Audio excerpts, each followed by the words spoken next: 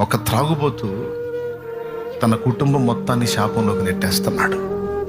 తన పిల్లలు, తన భార్య ఘోరమైన పరిస్థితిలోకి వెళ్ళిపోవటానికి ఒక్కడు కారణమవుతున్నాడు. మరి భారతదేశానికి స్వాతంత్ర్యం వచ్చింది, త్రాగుడు నుంచి రాలేదు. ఈరోజు ప్రభుత్వాల పరిస్థితి ఎలా వచ్చిందంటే, త్రాగుడు మీద వచ్చే డబ్బుతోనే దేశాన్ని, రాష్ట్రాన్ని నడిపించుకోవాల్సిన పరిస్థితి వచ్చింది. అంటే అలాంటిదో తెలుసా? మన రక్తాన్ని మనమే తాగినట్టు, బ్రతకడానికి నరాల్లో ఉన్న రక్తాన్ని కడుపులోకి తాగినట్టు. నరాల్లో ఉండాల్సిన రక్తం కడుపులోకి వస్తే సస్తాడా, బతుకుతాడా? ఈరోజు అలాంటి పరిస్థితి వచ్చింది.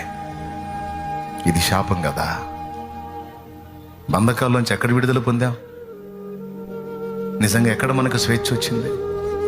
బ్రిటిష్ వాళ్ళ దగ్గర నుంచి స్వేచ్ఛ వచ్చిందేమో కానీ సాతాను నుండి, దుర్వ్యసనాల నుంచి, పాపం నుంచి, శాపం నుంచి, దరిద్రత నుంచి, ఆర్థిక మాంద్యం నుంచి